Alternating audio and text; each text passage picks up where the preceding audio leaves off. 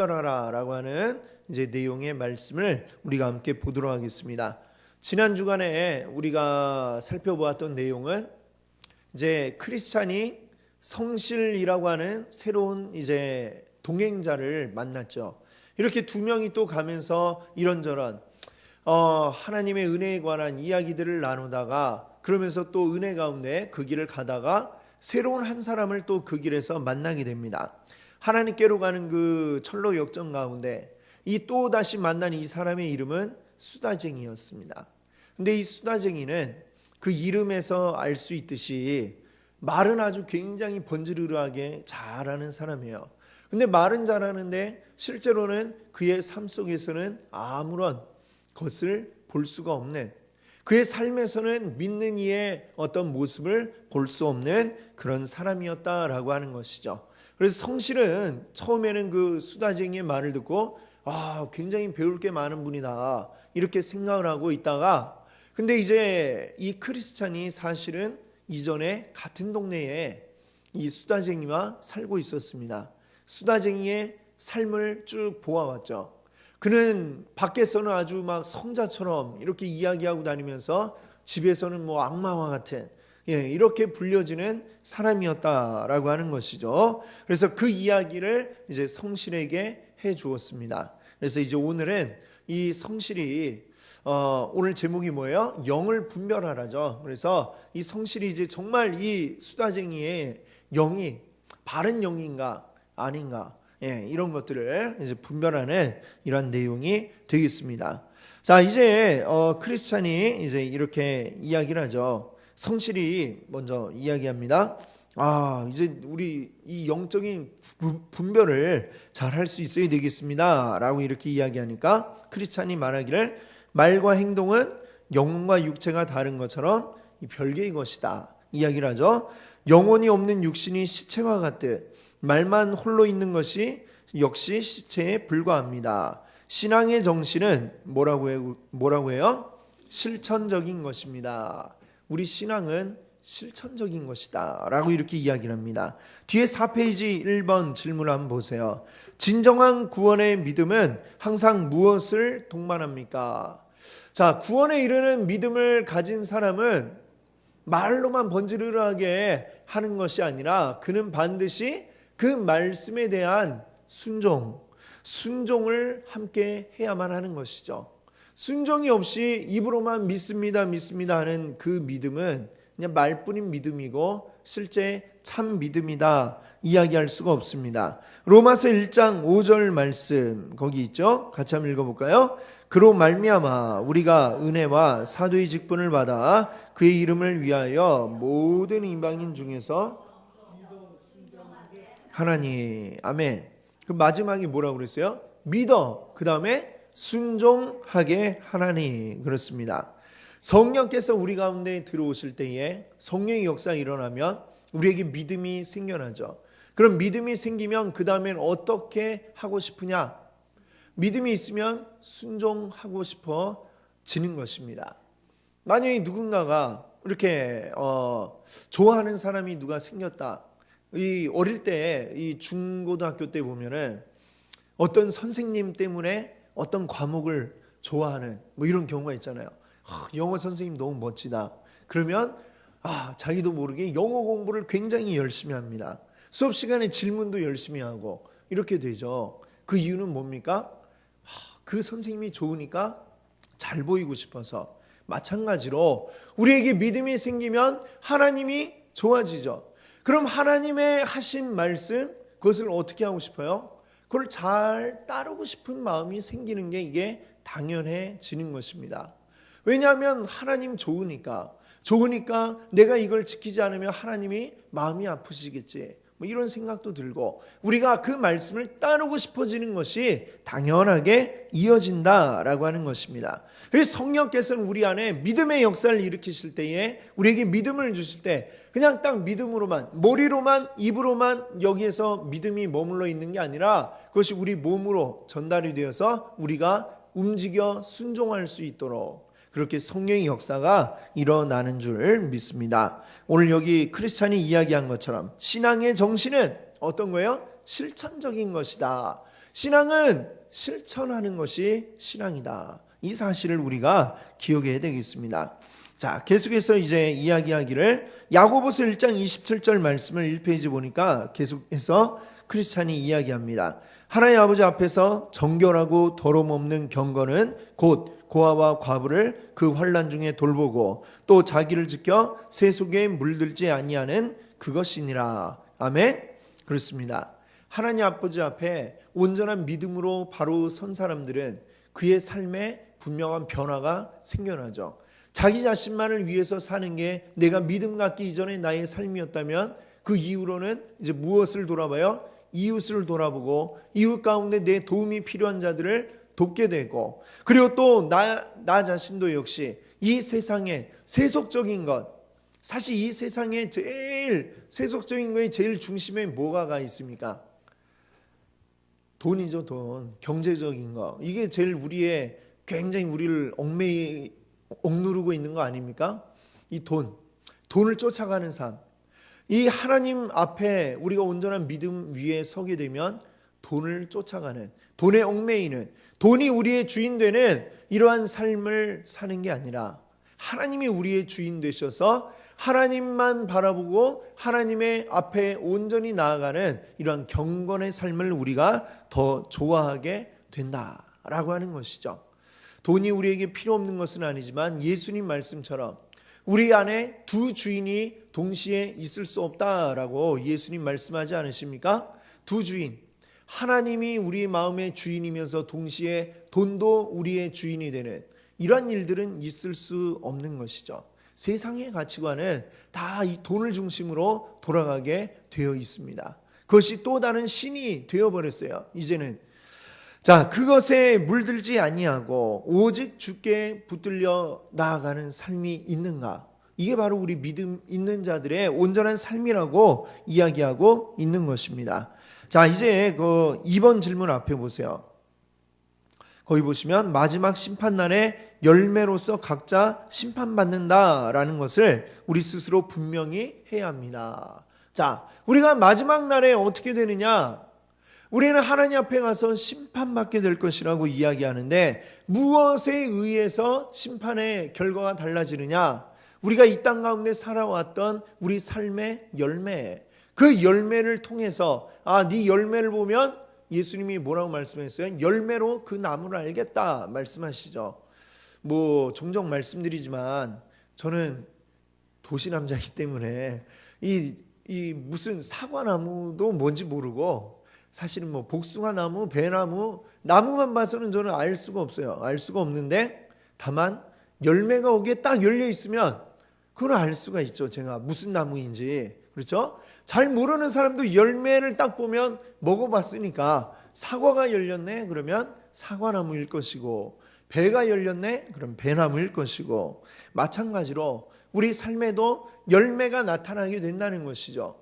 내가 진짜 어떤 나무인가 라고 하는 게 마지막 날 그때에 하나님께서는 분명하게 우리의 열매를 보고 네 열매는 이거구나 하고 우리를 이제 심판하게 되실 것이다 말씀하고 있는 것입니다. 그 이야기가 이제 3번에 보시면 마태복음 7장 19절부터 22절 돼 있는데 거기에도 나오잖아요. 그렇죠?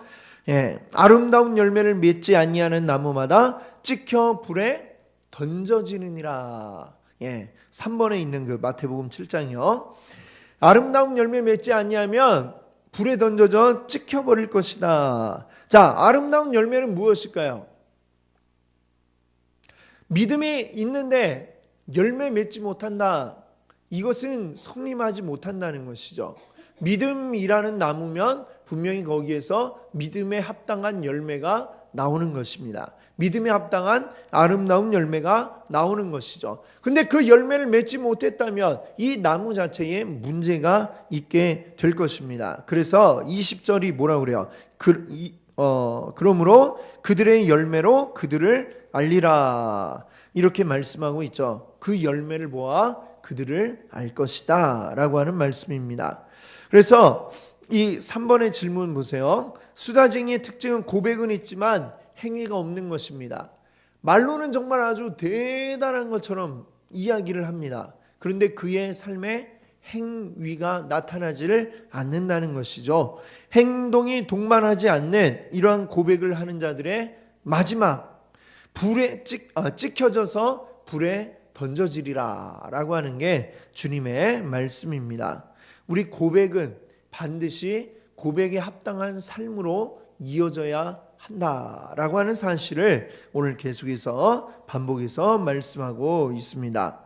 자, 1페이지에 보시면 이제 중간에 성실히 이야기한 부분이 있어요. 크리스찬의 이야기를 듣고 뭔가 깨달은 듯이 성실히 이야기합니다. 레위기에 보면 레위기 11장에 보면 정결한 짐승 그리고 불결한 짐승에 대한 이야기가 나오죠. 먹을 수 있는 짐승과 먹지 못하는 짐승으로 구분을 하는데 어떻게 구분을 하냐면은 먹을 수 있는 짐승은 되새김질을 하고 그리고 밑에 발은 또 굽이 갈라져 있어야 된다. 이렇게 되어 있습니다. 거기에 맞는 거는 이제 소 같은 짐승이 그렇죠. 자, 그런데 여기 보니까 토끼 얘기를 하고 있어요. 토끼는 어떠한가? 새김질을 하는데 발은 어때요? 굽이 갈라져 있지 않죠. 그렇기 때문에 토끼는 이제 부정한 짐승이 되어진다는 것이죠. 이 성실은 마치 수다쟁이가 그와 같다라고 이렇게 이야기합니다. 즉 새김질한다는 것은 이제 그런 것 같아요. 이제 말씀을 이제 듣고 이 안에서 이제 그 말씀을 이제 쫙 묵상하면서 이제 그 말씀의 의미들을 깨닫는 것이죠. 이 수다쟁이 같은 경우 말씀을 들어가지고 그게 이런 의미인가 저런 의미인가 많은 생각을 했던 것 같아요. 그러나 이제 그의 발이 굽이 갈라지지 못했다. 이제 이 의미를 여기서는 이 비유적으로 행위가 드러나지 않는다라는 것으로 이제 성실은 그렇게 생각을 한 거죠. 그러니까 이 굽이 갈라지지 않아서 새김질을 하는데 굽이 갈라지지 않아서 행위가 전혀 나타나지 않는 그런 모습, 이것을 이제 수다쟁이의 모습으로 이렇게 생각을 했다는 것이죠. 자, 뒤에 이제 4페이지에 4번 한 질문 보세요. 말과 행위가 일치하지 않는 자들은 결국 어떤 자들입니까? 토끼처럼 새김질을 하는데 이제 발굽이 갈라지지 않는 그것처럼 수다쟁이도 어떠하냐? 말은 아주 잘 하고 있는데 그런데 그의 삶에 어떤 행위가 전혀 나타나지 않는 하나님 믿는 믿음의 삶을 살아가지 못하는 자들, 그런 자들은 결국 어떤 자들이냐? 야고보서 2장 16절 17절 말씀 한번 같이 읽어보겠습니다. 같이 읽어볼게요. 너희 중에 누구든지 그에게 이르되 배부르게 하라 하며 그 몸에 쓸 것을 주지 아니하면 무슨 유익이 있으리요? 이와 같이 없는 믿음은 그 자체가 죽은 것이라. 아멘. 그렇습니다. 어떤 굉장히 가난한 사람을 그래갖고 굉장히 배고픈 사람을 봤는데 배고픈 사람에게 아유 배고파 어떡해 얼른 빨리 가서 집에 가서 맛있는 거 먹어 하고 탁 돌려보냈어요. 그러면 그 사람이 집에 가면 먹을 게 있어요 없어요? 없죠. 근데 그런 사람에게 아이고 안 됐다 말로만 그러면 아무 도움이 되지를 않는 것이죠. 그와 마찬가지로 우리의 행함이 없는 믿음, 우리 행함이 없는 믿음, 실제로 그냥 입으로만 도와주면 실제적으로는 그 사람에게 뭐 그냥 약간 마음의 위로는 될지 모르지만 전혀 도움이 되지 못하는 것처럼 우리의 믿음도 행함이 따라오지 못하면 그러한 믿음은 어떻다고 그래요? 죽은 것이다. 죽은 믿음이다 라고 이렇게 이야기를 하고 있습니다. 진정한 믿음은 어떠하냐? 내가 입으로 말하는 것, 내 입으로 말하는 그 믿음, 이것이 나의 삶으로 드러날 때에 이것이 온전한 믿음이다 라고 이렇게 말하고 있는 것입니다. 내 입에만 머무르는 이것은 이게 참된 믿음이 아니라고 하는 것이죠. 바로 우리의 삶으로 드러나는 믿음, 예배도 우리 삶으로 드리는 예배, 이것을 바울 사도가 또 이야기하지 않습니까? 그거와 같이 하나님은 우리가 막 살다가 주일날 교회에 와가지고 주여 용서해 주옵소서 그냥 이 한 번에 다 끝나고 또 나가면 또 똑같이 살고, 이거를 하나님이 원하시는 게 아니라는 거죠. 하나님은 뭐예요? 우리는 물론 우리가 이 땅 가운데 살아가는 동안 끝없이 우리는 죄의 영향 가운데 우리는 살아가고, 또 우리는 연약해서 계속 죄를 짓습니다만, 그러나 분명한 것은 우리가 죄가 죄라는 것을 깨닫고, 그 다음에는 어떻게 해야 돼요? 회개라는 게 지난번에 뭐라고 말씀드렸죠? 회개는 돌아서는 거다라고 이렇게 말씀드렸습니다. 이쪽이 죄를 향해 가는 길인데 이렇게 쭉 가고 있었는데 여기는 죄구나 알았으면 어떻게 해야 돼요? 주여 잘못했습니다 하고 또 이 길로 가면 이 회개가 아니라는 말이에요. 어떻게 해야 돼요? 여기는 잘못된 길이다, 주여 용서해 주세요 했으면 그 다음에는 확 돌아서 이쪽으로 가야죠. 그래야 그게 진정한 회개이다, 이 말씀을 하고 있습니다. 자, 거기에 이제 1페이지 보시면 크리스찬이 다시 또 이야기를 해요.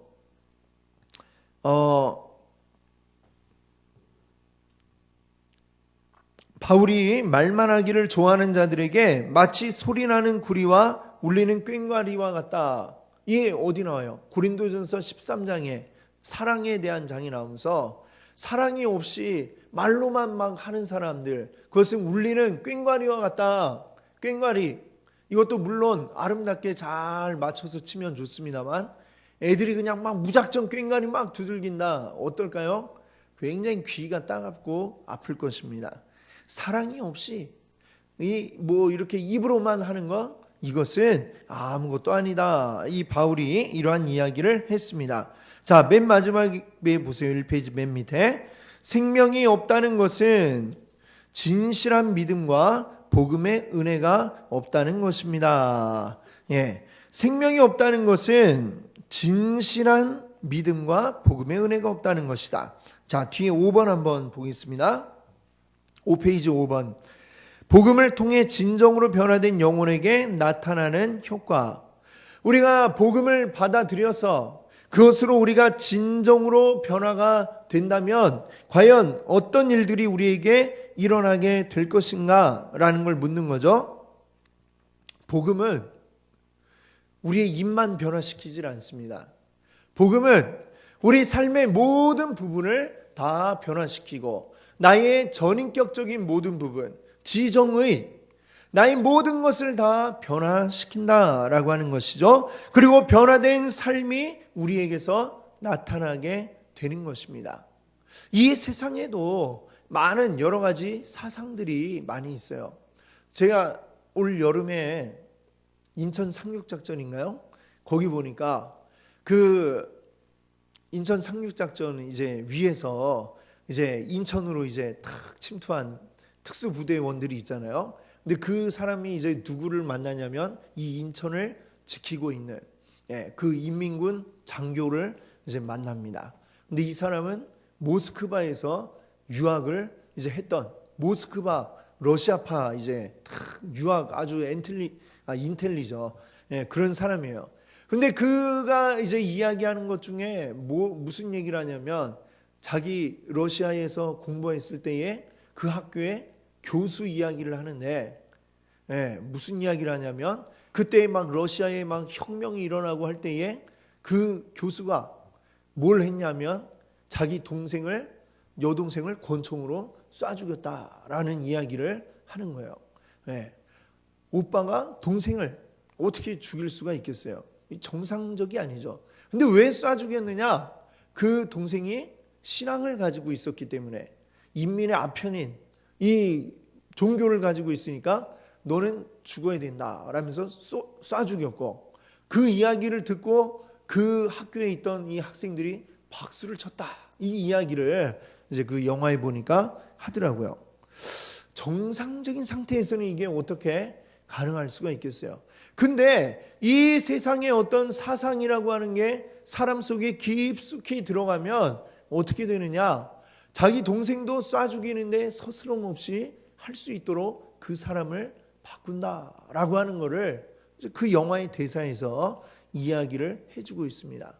실제로 얼마나 많은 사람들이 그 사회주의에 완전히 이제 사람이 그 사상에 빠져들었을 때에 자기 목숨을 내놓고 그 사람들이 막 그거를 사회주의를 위해서 이제 그거를 전 세계로 퍼뜨리기 위해서 막 목숨을 내놓는 이런 사람들이 수도 없이 있었던 것을 우리가 봅니다. 어떤 그냥 이 사람이 만들어낸 사상이에요. 그리고 또 그게 완전하지도 않은, 결국 지금에 와서는 다 이제 어쩌면 상상 속에서나 가능한 이런 걸로 판가름 난 이 사상임에도 불구하고 그것이 사람 속에 깊숙이 들어가면 그 사람의 그냥 머리로만 나 이런 게 좋아 하는 게 아니라 그의 삶을 완전히 변화시켜 가지고 그 사람이 막 자기 동생을 쏴 죽여도 이게 전혀 거리낌이 없는 이러한 사람으로 바꾸어 놓는다라고 하는 거죠. 이 사람이 만들어낸 사상이라는 것도 그러한데, 실제 우리 하나님, 우리를 만드신 하나님이 그 성령이 우리 가운데 들어와서 역사하시면 우리에게 어떤 일들이 일어날까요? 그냥 조용히 나는 믿는다, 입으로만 막 떠드는 이런 정도에 머무를 수 있겠습니까? 하나님의 그 성령의 역사가 우리 가운데 나타나면 우리는 가만히 있을 수 없고 분명히 우리 삶이 변화되는 이 놀라운 일들이 나타나게 될 것입니다. 바로 그것을 이야기하는 것이죠. 복음이 우리 가운데 들어오면 우리를 완전히 변화시켜서, 그래서 우리가 정말 이전의 삶과는 전혀 다른, 완전히 이전과는 돌아선 그러한 삶을 살아가도록 우리를 이끌어가게 만들 줄로 믿습니다. 아멘. 네. 자, 그 5번 이제 뒤에 보시면 이제 그 성실히 이제 크리스찬의 이야기를 듣고 나서 그래요. 그러면 저 사람이 분명히 이게 말로만 떠드는 가짜 신앙인이다라는 걸 이제 알았는데, 그럼 어떻게 해야 될까요? 계속해서 저 사람과 같이 가는 게 그렇게 유익하지 못하다라는 생각을 이제 하게 된 거죠. 어떻게 해서 우리 좀 이렇게 저 사람과 좀 떨어져야 될 것인가? 이걸 이야기하니까 크리스찬이 이렇게 합니다. 그와 어떤 이야기를 하느냐? 신앙의 능력에 대해 심각하게 한번 이야기를 해보라 라고 합니다. 그러면서 그의 마음속에 진짜로 참된 어떤 하나님의 능력이 있는지를 한번 판별해보라 라고 이야기를 하는 것이죠. 자, 6번 질문을 한번 볼게요. 5페이지 6번. 진정으로 구원의 은혜를 체험했다면 무엇이 나타나야 합니까? 자, 이제 성실히 가서 수다쟁이와 다시 그가 어떤 자인지를 이제 깨닫고 다시 이야기를 나눌 텐데, 그 이야기 가운데 어떤 것들이 드러나야 되느냐? 정말 나에게 진짜 구원받았다라고 하는 구원의 은혜가 있다면 반드시 그에게 어떤 경건이라고 하는 게 있을 것이다, 이렇게 이야기하는 것입니다. 경건이란 무엇이냐? 베드로후서 1장 3절을 한번 볼까요? 그의 신기한 능력으로 생명과 경건에 속한 모든 것을 우리에게 주셨으니 이는 자기의 영광과 덕으로서 우리를 부르신 이를 알므로 말미암음이라. 자, 아멘. 경건이란 뭐냐면 간단하게 정의 내려본다면 경건은 하나님을 경외하는 것입니다. 하나님을 경외하고 죄와 싸우는 이것이 바로 경건의 삶이다, 이렇게 이야기할 수 있습니다. 죄를 쳐다보지 않고 죄에서 돌아서고 하나님을 바라보고 하나님을 나의 주인으로 모시는 이것이 바로 우리의 경건인 것이죠.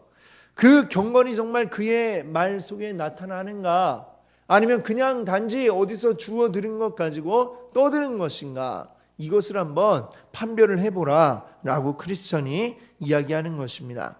자, 그래서 성실히 이제 그에게 수다쟁이한테 갔어요. 갖고 이제 우리 한번 이야기를 해봅시다 하면서 어떤 질문을 했냐면 7번 있는데, 하나님의 구원의 은혜가 사람의 마음속에 있을 때 그것을 어떻게 발견할 수 있습니까? 우리 마음에 구원의 은혜가 있다면 그게 어떻게 나타나겠는가? 라는 걸 이제 묻고 있죠. 자, 7번 질문 한번 보세요.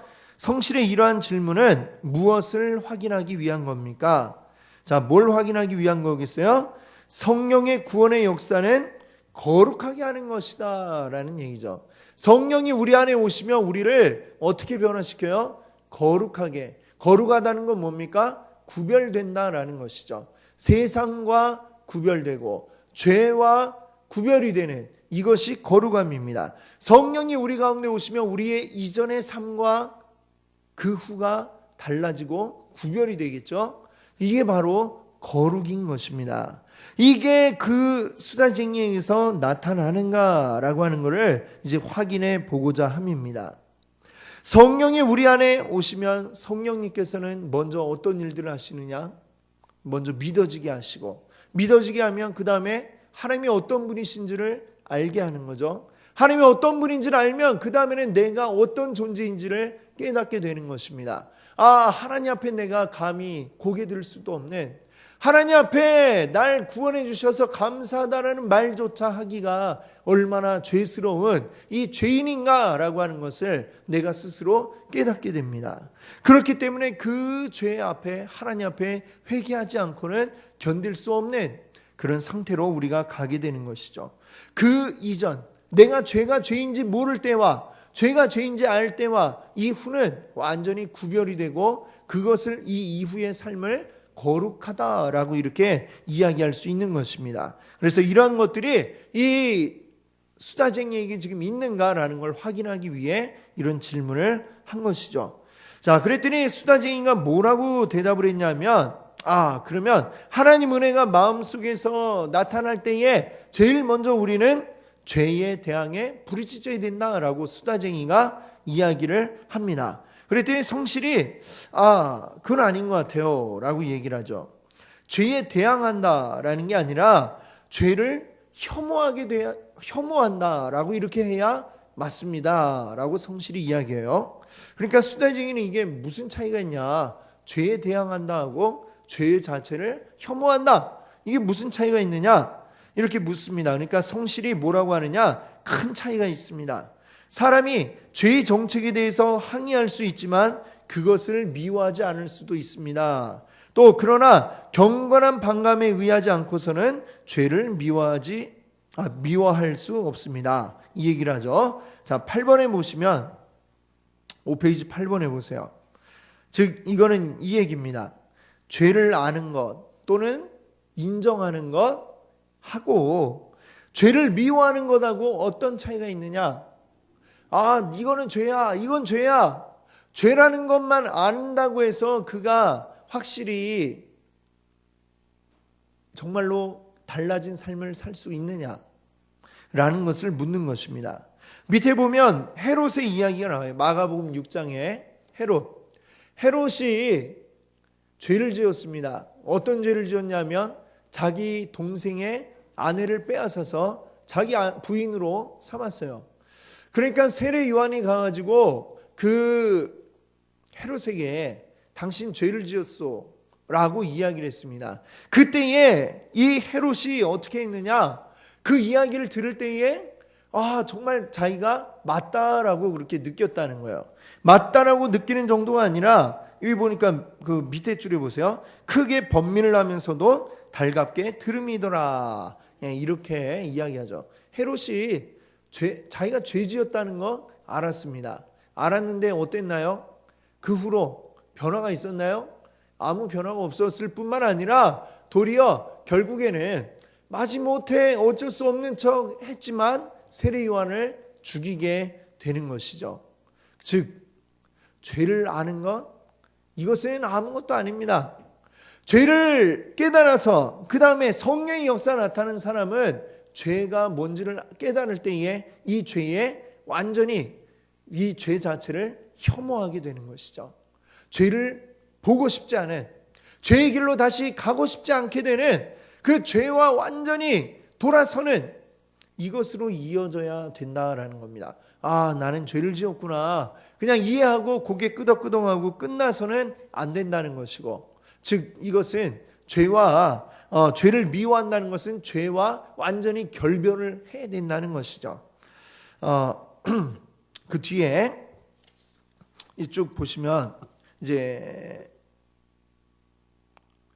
9번에 보면 이제 그 쭉 이어지는 얘기인데 성실이 이제 쭉 이야기합니다. 마치 아이에게 막 욕을 하면서 아이가 잘못한 걸 보고 막 욕을 해놓고서는 그런 다음에 또 무릎에 앉혀놓고 아이고 이쁜 새끼 하고 이렇게 얘기하면 아이가 잘못한 걸 보고 막 이러면 안 돼 해놓고서 막 또 이렇게 토닥토닥거리고 그러면 되느냐, 이런 얘기를 이제 하고 있는데, 자 9번 질문을 한번 보세요. 죄를 알지만 죄에 대해 느슨한 태도는 어떤 결과를 가져다 줍니까? 그 밑에 예로 사무엘상에 보면 누구 얘기가 나오냐면 엘리 제사장 얘기가 나와요. 엘리 제사장의 두 아들이 있습니다. 홈리와 비느하스. 이 두 아들이 아주 제사장인데 망나니 같은 그런 사람들이었어요. 하나님 앞에 드릴 제물 백성들이 가져오면 자기들이 먼저 거기서 좋은 부위 자기들이 골라가지고 자기들이 먼저 먹고, 이 제물을 가지고 온 사람이 이거 하나님 앞에 제사 드린 거니까 먼저 제사 드리고 남은 부위를 당신들 드세요 이러니까 필요 없어 내놔 하면서 막 가져가고 온갖 아주 더러운 죄를 지었다라고 하는 것이죠. 그 이야기를 엘리 제사장이 이제 들었어요. 듣고서 어떻게 했을까요? 이 두 아들을 혼냈죠. 혼냈는데 이 두 아들을 혼내는 게 그냥 진짜 그냥 혼내고 말았어요. 그냥 가볍게 꾸짖는 수준으로 니들 그럼 되겠니? 조심해라. 그냥 이러고 그냥 끝나버렸어요. 흐지부지. 그러니까 어떻게 되어 있습니까? 결국에는 그 아들들은 전혀 돌이키지 아니하고 계속해서 죄지었고, 결국엔 이 모든 가문이 아주 끔찍한 최후를 맞이하게 되는 그 일들이 사무엘상 이제 거기에 2장에 나오고 있습니다. 엘리 제사장은 하나님보다 자기 아들들을 더 사랑한 거예요. 차마 혼낼 수 없는 거죠. 이 아들이 하나님 앞에 죄를 짓는데도 불구하고 혼낼 수 없는 거예요. 이 귀한 아들을 어떻게, 내가 어떻게 얻은 아들인데 이 귀한 아들을 어떻게. 그러다가 결국에는 이들을 죄 가운데 계속 내버려 두고 말았고, 그 때문에 이 엘리 제사장 역시 하나님 앞에 온전하게 서지 못한, 엘리 제사장 역시 하나님께 책망받게 되는 이러한 결과로 이어지게 됩니다. 죄가 죄인 줄 알지만 느슨하게 그것을 대하여서도 안 된다라고 하는 겁니다. 죄에 대해서는 어떻게 돼요? 아주 단호해야 되는 겁니다. 죄에 대해서는 분명하게 우리가 돌아서지 않으면 안 되는 것을 우리가 기억할 수 있기 바랍니다. 그 다음에 이제 보시면 이제 10번 3페이지에 10번 있는데 보세요. 또 이제 이야기를 해요. 첫 번째 죄에 대해서 이제 대항한다라고 수다쟁이가 얘기를 했는데, 두 번째 증거는 뭡니까? 또 이렇게 물어보니까 수다쟁이가 대답을 해요. 복음의 신비에 대한 많은 지식이 있어야 된다. 그게 증거다. 뭐 이렇게 얘기를 했습니다. 그랬더니 이제 이 성실이 이야기를 합니다. 많은 지식이 있다고 해서 그것으로 하나님의 자녀가 되는 게 아니다라는 얘기를 하죠. 뒤에 한번 10번 질문을 한번 보세요. 6페이지에 보세요. 6페이지에 10번. 하나님 말씀의 지식은 있지만 구원의 은혜가 없는 경우 어떤 것이 있습니까? 자, 만약에 하나님 말씀에 대해 굉장히 많이 알고 있어요. 하지만 그에게 구원의 은혜가 없을 수도 있습니다. 그런 경우에는 구원받은 상태가 아니다, 이렇게 이야기할 수 있겠죠. 여기 누가복음 10장에 보면 어떤 율법사의 이야기가 나옵니다. 율법사가 예수님께 질문을 하는데, 이 율법사, 이름이 율법사잖아요. 그의 직업이 율법을 연구하는 사람입니다. 율법을 연구하니까 얼마나 잘 알고 있겠어요? 율법을 세세하게 잘 알고 있습니다. 그런데 그가 예수님께 책망을 받게 되죠.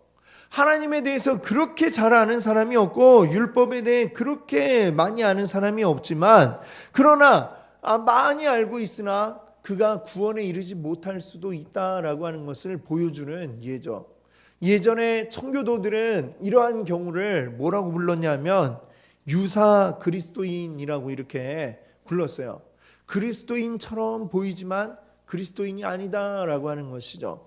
아는 건 굉장히 많은데 그러나 실제로 그게 온전한 믿음이 되지 못한 사람, 이런 사람도 있을 수 있다라는 것을 우리가 늘 경계를 해야 되겠습니다. 그러나 한편으로는 우리가 또 알아야 될 게 이제 그래요. 11번 질문 한번 보세요. 그리스도를 안다고 하면서 행함이 없다면 이는 구원받은 상태입니까? 즉 위에 말한 그런 사람이죠. 그리스도를 안다. 아주 잘 알고 있는 사람, 성경을 아주 너무나도 많이 알고 있는데 그러나 그에게 행함이 나타나지 않는 사람, 청교도들은 그들을 유사 그리스도인이라 불렀다고 그랬죠. 그런 사람들은 어떤 상태예요? 구원받은 상태가 아니다라는 겁니다.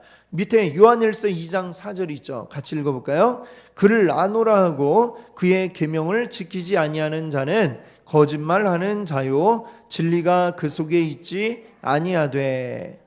네. 하나님을 안다 하면서 그 말씀을 지키지 않는 사람은 거짓말쟁이고 진리가 그의 안에 없다라고 했습니다. 그 사람은 가짜다라는 거죠. 자, 그런데 이제 12번 질문은 뭐냐면 반대로 그러면 내가 뭔가 하나님에 대해서 아는 지식은 없고 뭔가 굉장히 열심히 믿는 믿음만 있다라고 하면 그런 건 또 어떤 겁니까? 여기에 이제 로마서 10장 2절 한번 볼까요? 내가 증언하노니 그들이 하나님께 열심히 있으나 올바른 지식을 따른 것이 아니니라. 네. 자, 이 로마서 10장 2절에서 바울이 얘기하는 거 보니까 어때요? 하나님께 열심히 있는 것 같은데 올바른 지식을 따르고 있지 않다. 이게 좀 부정적으로 지금 그려지고 있죠. 즉 우리가 분명히 하나님에 대한 지식이 없이 굉장히 열정적인 것, 이건 굉장히 맹목적인 믿음이죠. 맹목적인 믿음. 아무것도 모르는데 그냥 열심히 뭔가를 믿고 있는 건데 그게 진짜 하나님을 믿는 건지 어떤 건지 확인할 방법이 없어요. 이러한 믿음도 제대로 된 믿음이 아니다라는 겁니다. 그러니까 위에 이야기한 것처럼 지식은 많은데 아무것도 하지 않는 것도 믿음이 아니고, 그러나 뭔가를 굉장히 열심히 믿고 있는데 아는 게 없다? 그것도 역시 온전한 믿음이 아니다라는 것을 여기에서 이야기하는 거죠. 제대로 된 믿음은 하나님을 온전히 알아가면서 그 안에서 계속해서 우리의 믿음이 커나가는 것, 이것이 온전한 믿음이다, 이렇게 이야기할 수 있겠습니다. 마지막으로 13번 질문해 보세요. 구원의 지식은 어떤 특징을 가집니까? 자, 여기 보면 데살로니가전서 여기 보시면 3절, 여기 보시면 너희 믿음의 역사와 사랑의 수고와 우리 주 예수 그리스도에 대한 소망의 인내를 우리 하나님 아버지 앞에서 끊임없이 기억하미니. 네, 데살로니가 교회 성도들이 이러했다는 것입니다. 믿음의 역사, 사랑의 수고, 그리고 또 예수 그리스도에 대한 소망의 인내를 계속해서 보여주었다, 이렇게 얘기하죠. 하나님 말씀에 대한 지식 위에 성령이 우리 가운데 역사하심으로 우리는 확신을 가지게 됩니다. 그리고 그 가운데서 계속해서 우리 믿음이 생겨나게 되고요. 그러면 그 다음에는 믿음의 역사가 나타나게 되고 그 다음에 사랑의 수고가 또한 동반하게 되는 것입니다. 믿음의 증거가 사람들에게 보여지게 되는 것이죠. 이게 바로 온전한 구원의 지식이다. 구원의 지식이란 단지 머리만 채우는 그러한 지식이 아니라 그의 삶으로 드러나서 믿음이 삶으로 연결이 되어서 사람들에게 보여지는, 그렇게 우리가 살아가는, 이것이 온전한 구원의 지식이다, 이렇게 이야기할 수 있겠습니다. 그래서 오늘 쭉 이야기한 것은 가장 중요한 건 그거죠. 영혼 없는 몸이 죽은 것 같이 행함이 없는 믿음도 죽은 것이다. 예, 바로 그 사실입니다. 즉 우리는 믿는다라는 말을 할 때에 우리는 믿음으로 살아가야 한다라는 것입니다. 삶과 동떨어진 믿음은 있을 수 없다. 삶이 우리에게 열매로 보여주고 있습니다.